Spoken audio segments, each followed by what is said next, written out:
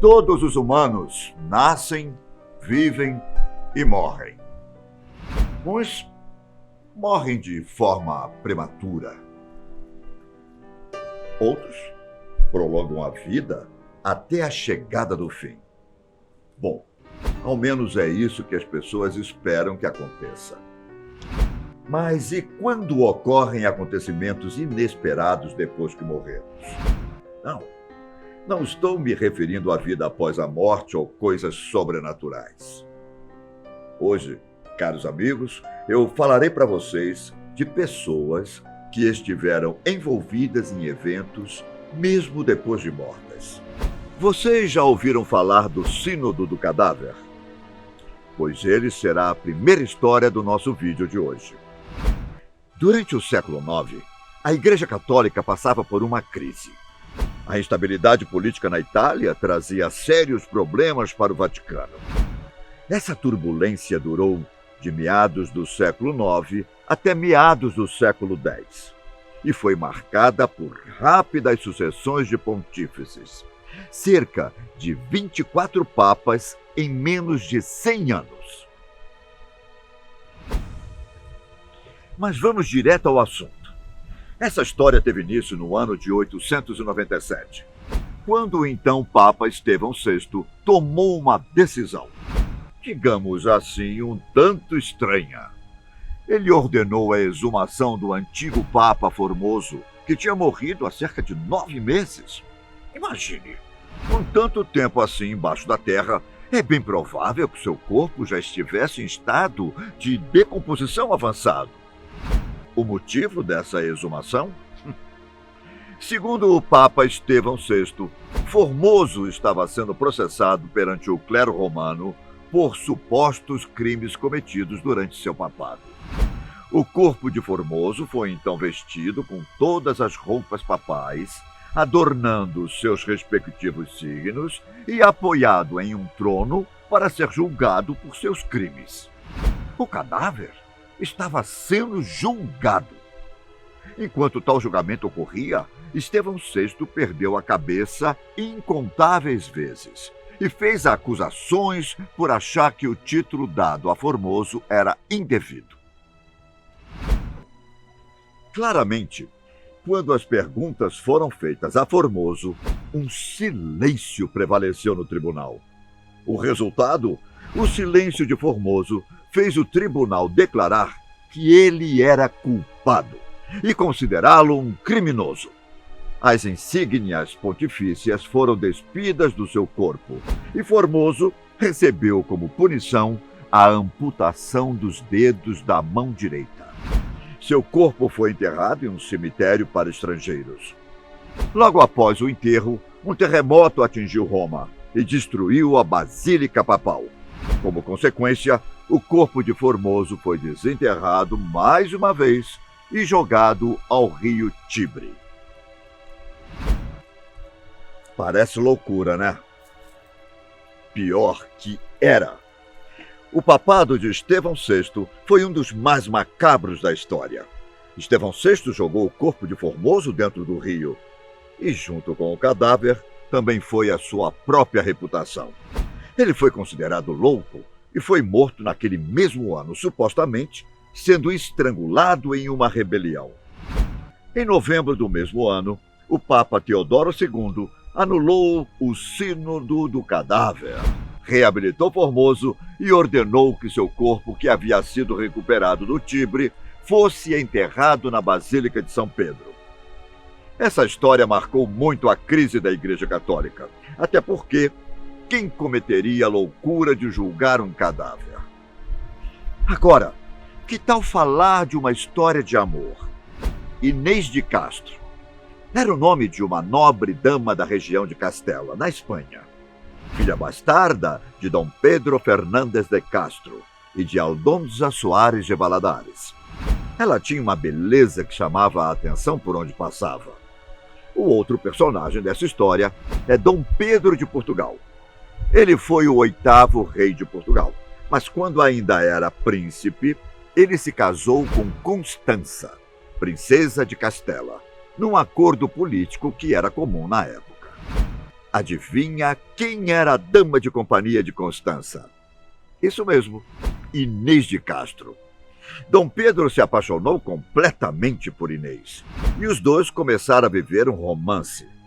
Nessa época, era completamente comum o adultério de reis e nobres, facilitando o romance entre Dom Pedro e Inês. Quando o primeiro filho de Dom Pedro e Constança nasceu, Inês foi convidada para ser madrinha da criança.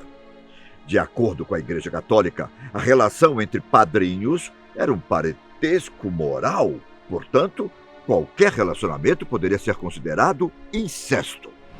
Em 1344, Inês foi enviada para a cidade de Albuquerque. Mas os pombinhos sempre davam um jeito de se comunicar por cartas. No ano de 1345, Constança deu à luz a seu segundo filho, chamado Fernando. 4 anos depois, em 1349, Constança deu à luz a Maria, mas acabou falecendo. Como Constança havia falecido, Dom Pedro não pensou 2 vezes e mandou buscar Inês. Eles finalmente estavam juntos. O casal foi morar no mosteiro de Santa Clara e ali fizeram 4 filhos. Sendo completamente apaixonado por Inês, Dom Pedro pediu ao Papa para conceder a dispensa para poder se casar de novo. O pai de Dom Pedro, o rei Afonso IV, ouviu de seus conselheiros que os laços com a família Castro poderiam colocar em perigo a coroa. E no dia 7 de janeiro, aproveitando a ausência de Dom Pedro, os conselheiros do rei Afonso IV mandaram executar Inês. Dom Pedro ficou enlouquecido, mas não havia muito o que se fazer. Porém, em 1357, Dom Pedro se tornava rei. Ele então começou a perseguição aos assassinos de Inês. O tamanho de amor que Dom Pedro sentia por Inês foi o mesmo da crueldade com que ele executou suas 2 vítimas. Elas foram amarradas em postes e um carrasco arrancou o coração de um pelas costas e do outro pelo peito. Uma bonita história de amor, porém muito triste. Mas se acalme, que esse caso ainda não acabou.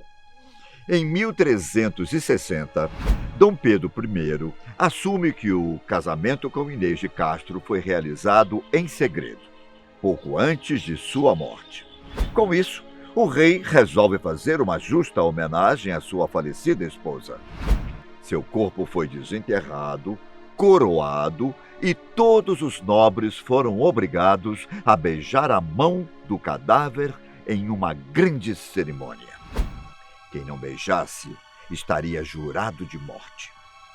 Após a cerimônia, o rei Dom Pedro enviou os restos mortais de sua esposa para o mosteiro de Alcobaça. Quando Dom Pedro morreu, ele foi sepultado ao lado de sua amada. Uma bela história, não é? E ao mesmo tempo, assustadora. Além desses 2 casos, ainda existem outros acontecimentos parecidos com esses, dos quais eu irei falar agora. Provavelmente, vocês conhecem a história de Mussolini, certo? Benito Amilcare Andrea Mussolini foi o líder máximo da Itália, entre 1922 e 1943. Foi ele quem criou o famoso movimento fascista, que deu origem ao Partido Nacional Fascista. Ele foi o primeiro ideólogo totalitário da Europa a chegar ao poder máximo de uma nação da Europa ocidental. Mas a história da vida de Mussolini não é o foco de hoje, mas sim a sua morte. No fim de março de 1945, guerrilheiros antifascistas conquistaram Milão e fecharam o cerco a Mussolini. Mussolini até tentou fugir para a Suíça com sua amante Clara Petacci, mas era tarde demais. O comboio em que ele saía foi interceptado e os antifascistas o reconheceram. Além de sua amante, o general Achille Starassi também acompanhava Mussolini.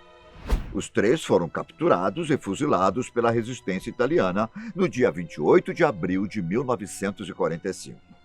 Após isso, o corpo de Mussolini foi enterrado, certo? Errado. Tanto o corpo de Mussolini quanto de sua amante foram expostos à execração pública em uma praça em Milão. Foram mais de 5.000 pessoas circulando onde os corpos estavam expostos. Junto com os cadáveres, estavam os corpos de mais 17 líderes fascistas que tinham sido fuzilados. Além da exposição, os italianos viram todo o ódio sendo descarregado nos defuntos. Os corpos foram apedrejados e chutados, enquanto a população cuspia no corpo de Mussolini. Houve até uma mulher que atirou cerca de 5 vezes na cabeça do ex-líder fascista. O motivo? Cada tiro servia para vingar os 5 filhos mortos pelo fascismo. No dia seguinte, o primeiro-ministro italiano, Ivanoé Bonomi, fez a seguinte declaração: terminou tragicamente os dias esse aventureiro que jogou com a própria vida e a da pátria. Felizmente, o país não agoniza e ressurgirá. O que aconteceu com o corpo de Mussolini foi mais ou menos o mesmo que ocorreu com o cadáver de Tiradentes, que foi um pouco pior. No século XVIII, o Brasil era uma colônia portuguesa que gerava lucros para sua metrópole. De onde saíam esses lucros? Do ouro e dos diamantes do estado de Minas Gerais. Nessa época, começaram a surgir cidades importantes, como Vila Rica, atual Ouro Preto e São João del Rei. Portugal explorava o Brasil, mas havia as pessoas que faziam contrabando de riquezas minerais. Com a diminuição dos lucros devido ao contrabando, Portugal resolveu cobrar impostos mais altos, o que deixou os brasileiros revoltados. Foi então que as elites de Minas Gerais começaram a conspirar a favor da independência. Mas foi Tiradentes que tinha esse apelido por ser dentista. Quem foi às ruas procurando apoio ao movimento. Os Inconfidentes começaram a aparecer, e o plano estava sendo armado para a Inconfidência Mineira. Nessa mesma época, os Estados Unidos se tornaram independentes da Inglaterra. Na Europa, filósofos criticavam a monarquia e o poder absoluto dos reis. Parecia que o mundo estava mudando e que o plano de Tiradentes daria certo. Mas a conspiração foi descoberta e o plano da Inconfidência Mineira foi por água abaixo. Todos os conspiradores foram presos e julgados. A justiça aceitou que todos que tinham posses se livrariam da pena máxima, trocando pelo exílio ou prisão.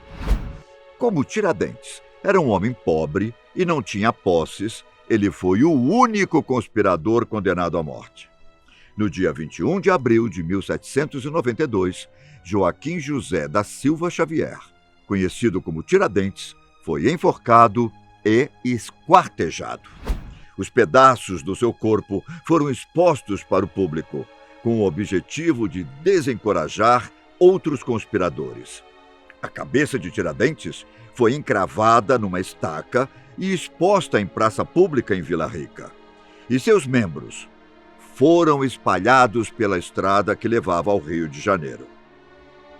Essas foram as histórias macabras de acontecimentos inusitados pós-morte.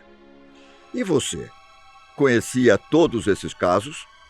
Por hoje, eu fico por aqui. Não, mas eu te encontro no próximo vídeo. Tchau!